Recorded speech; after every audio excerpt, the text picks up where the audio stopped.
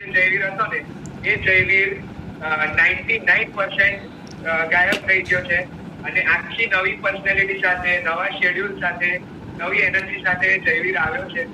કહેવાય ને કે નાનકડો એવો જયવીર હતો કે કઈ ખાવાનું નહીં અને બધું જ ખાવાનું અને ચોકલેટ ને બધું બહુ ભાવતું હતું અને ટ્રાય કરતા હતા સ્પોર્ટ્સમાં આગળ જવાનું, બટ લો એનર્જી કહેવાય ને કે બધા રિઝલ્ટ શેર કર્યું એના કારણે લો એનર્જી રહી.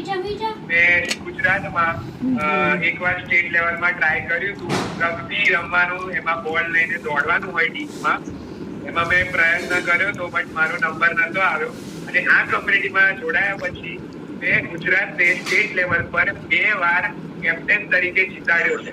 આખા ભારતમાં નામ રોશન કરવાનું એ અલગ કોન્ફિડન્સ છે.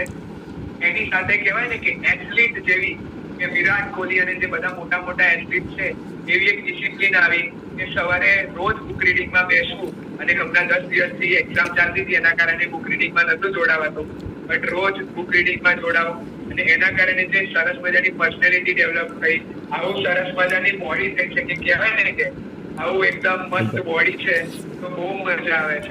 અને આનંદ મેં તમને એક્સરસાઇઝ કરતા પણ જોયા છે સવારે. Yes sir.